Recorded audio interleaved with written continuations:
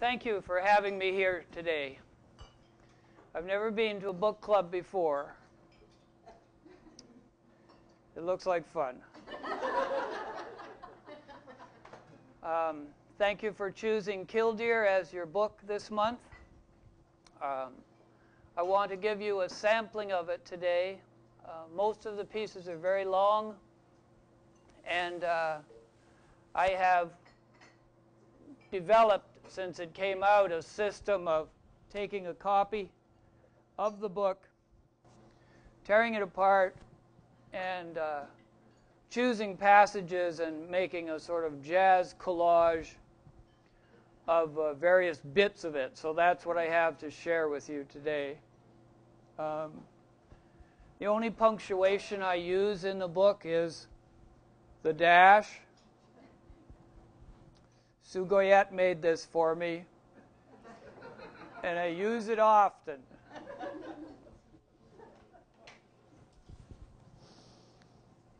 As you heard, the book is full of poetic, essaying reminiscences about Bronwyn Wallace and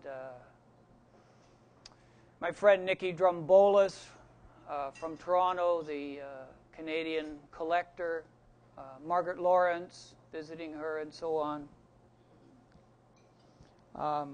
I understand this book club only eats within a 100-mile radius of itself. So I wanted to remind you that local is my most shameful pride. Local is what threatened me with silence. And also a little quote by the American poet Merrill Gilfillan, who says, "It's less what you say some days than where you say it." Also, voice is a solid, a volatile solid. The rock cuts along number 7 highway, the sheer red ridges up the Galway Road toward Bancroft, their dynamited fossils vibrate in me.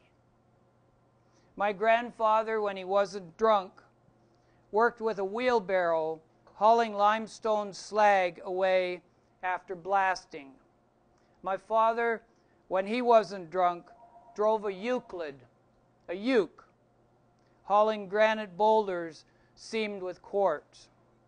By their labor, I find clear passage driving north.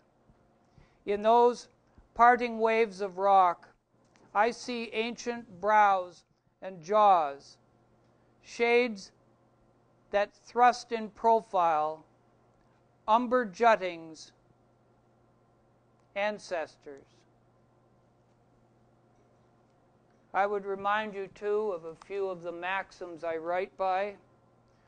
Clarity is not pure, it's intricate. Rhythm is knowledge. And error is character.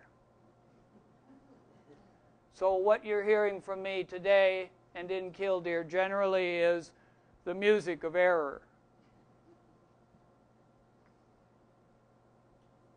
I want to say a few things about Bron and remind you again that nowadays if Bron came to some class that you were teaching and read to students her poem Gifts, the one where her son is crying upstairs during her birthday party because he has bought her a t-shirt that is not her and is too small. Sure, the students would get its complexity of emotions. They would hear how it is about. But there's been a shift since Bron wrote that poem.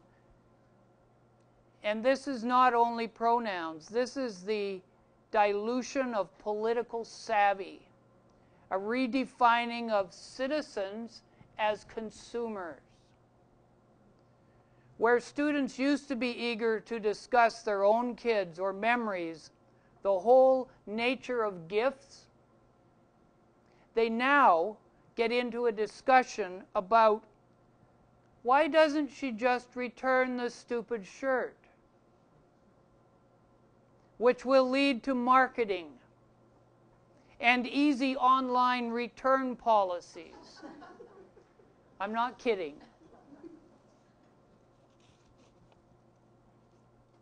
We all know that Braun, if she'd lived, would have become a novelist. For her, as with many of our best poets, the poem fast became too constraining. Her last poems seem to have endings imposed on them. They want to keep going, talking all night.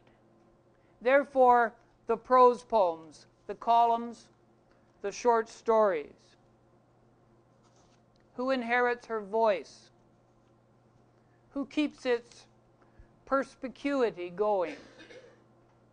I read to find the traces of her, and each time I find her tone in poems she didn't write, as I do, for instance, in Sue Goyette's poetry, I like to think we aren't completely hopeless, that our story pulse may be volatile yet. In 1951, Margaret Avison wrote a public school textbook, A History of Ontario. Avison was born in 1918. Edith Folk, 1913. Dorothy Livesey, 1909. Helen Creighton, 1899. In 1951, letters were a sort of money.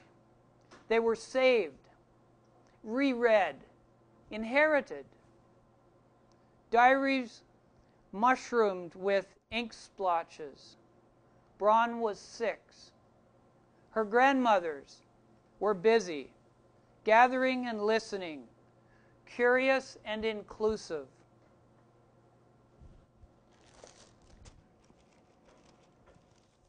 I like to show things. We learned to read from readers that were grey owlish, British in tone, but including Canadian themes. We were given covers for our readers. Remember those? Paper placemats we folded as instructed. The front and back panels of a book slip into sleeves. Here's one of those jackets. Blotter paperish, blue, a map of northern Canada, the Yukon and the Northwest Territories, regional crests, right? Plus a third crest, a Coca-Cola symbol.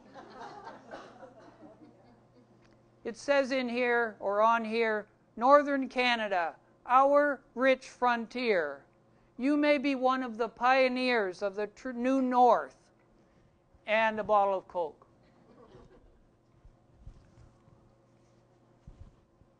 It talks about a Road to Resources program, the Do Line, a cover for a book, sure, but its enthusiasm about the North is a cover for economic takeover, too. A promotional gift, propaganda for a done deal. The line blank where a student might write her name as if joining some corps.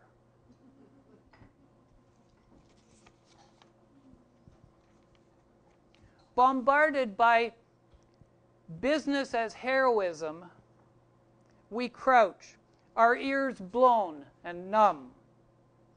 A laugh track has been synchronized to our lack of transparency. Mumbling once upon a time, we deny having heard the call to full surrender.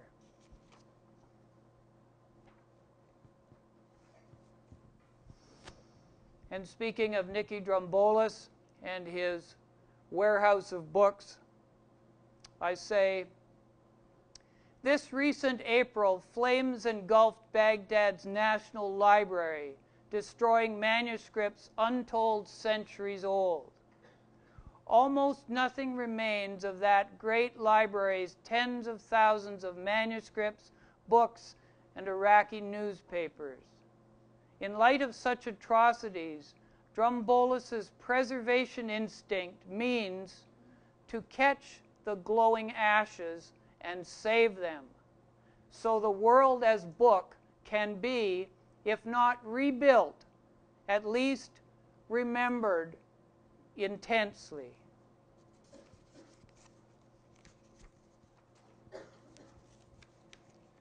The history of the typed world is being squirreled away and fought for.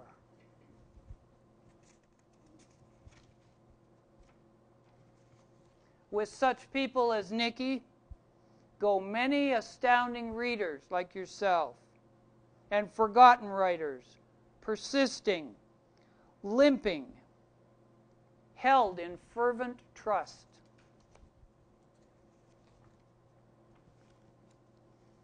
And if poets clap for themselves, so what? Only pets get enough attention. But then, who claps for the reader? I do.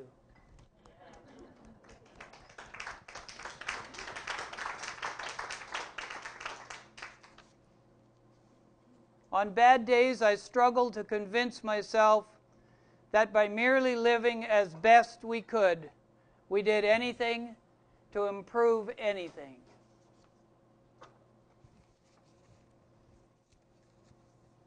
And there was a Sri Lankan woman on strike at a mushroom farm in Surrey, BC, in the early 80s. By the picket line, as I held the flashlight in the dark trailer, she wrote on my chapati with a marker the word for union in Urdu, and I ate it.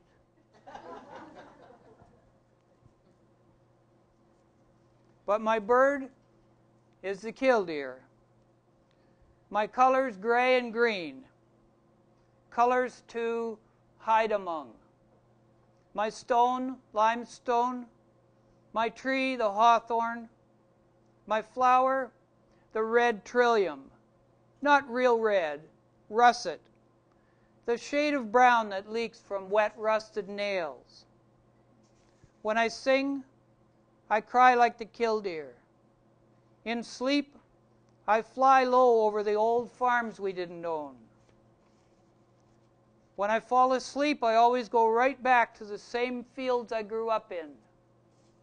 When I write, I am always mid-field on one leg, the other poised over killdeer eggs. Gradually, my first actual poems began to show themselves as cringing and bounding fragments. When I close my eyes, I can see them as they first came to me. Trepidation swoops low over a specific lot on the 9th concession. I can hear old fiddle tunes, pluck and moan, and animal noises, bounce and skate. Not language yet, but wafted nodules of rhythm, caught in crosshatch. Not form or content so much as toned designations of space, overlapping risks of grays and greens. By focus, to tip sensed textures toward invitation and conduit. I am overcome and rejuvenated by imbalance, complexity. I have hidden my poems in stumps, under floorboards, behind pseudonyms, in other people's books, in bus station lockers, under bridges, down my pants, and in my mouth. Like Yanis Ritsos, I have put poems in jars and buried them on islands in Greece. I have put my poems in a Crown Royal bag, tied a length of binder twine to the bag's yellow cord, and then lowered the lot down a groundhog hole. Where the audacity to publish comes from, I don't want to know. Coming from a bookless home, I have never gotten over an innate suspicion of text, even my own. I am being as honest as I can, though the hand itself is a puppet, a naked puppet. Killdeer, there isn't much to say. Just, here I am, here I am. Thank you.